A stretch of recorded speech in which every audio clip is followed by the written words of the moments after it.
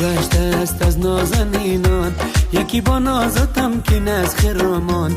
با نرمی موجی موهای سیاهش فتاده تا کمر چون آبشاران. میان جمله خوبان نباشد حسن یارم، سراپا غنچه گل است نگارم دل شکارم. تمام خوب رویان اگر پیشم بیارن، هزاران دیده گردم تا نظر سوی تو دارم.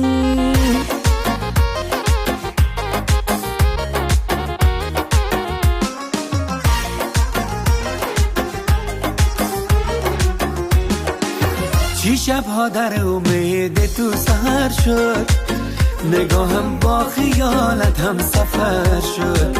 بس صحرای عشقت را تپیدم که از شور دلم عالم خبر شد. و هرچی بنگرم روی تو بینم، بیایدم قرینم گل عشقت بچینم.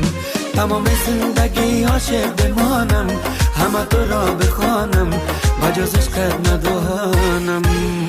چمن پرگشته است از نازنینان، یکی با نازتم که از خرامان. با نرمی موج موهای سیاهش فتاده تا کمر چون آبشاران. میان جمله خوبان نباشد حسن یارم، سراپا غنچه گل است نگارم دل شکارم. تمام خوب رویان اگر پیشم بیارن، هزاران دیده گردم تا نظر سوی تو دارم.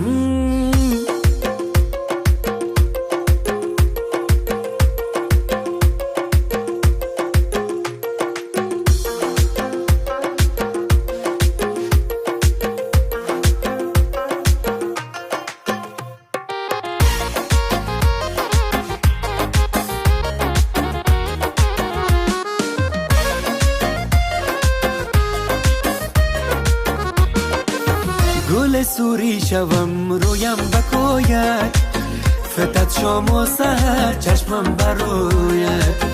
مدام آینه حسن تو باشم، نسیم گردم به پیچم لای موید. نگارا کن شود از تو جدا دل، تو را دارد صدا دل و عشقت گشتد مایل. دو چشمم منتظر تا تو بیایی، چوب قامت نمایی دل و جانم رو بایی.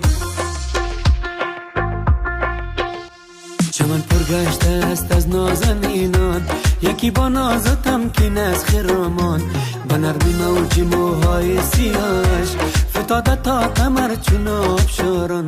میان جمله خوبان نباشد حسن یارم، سراپا غنچه گل است نگارم دل شکارم.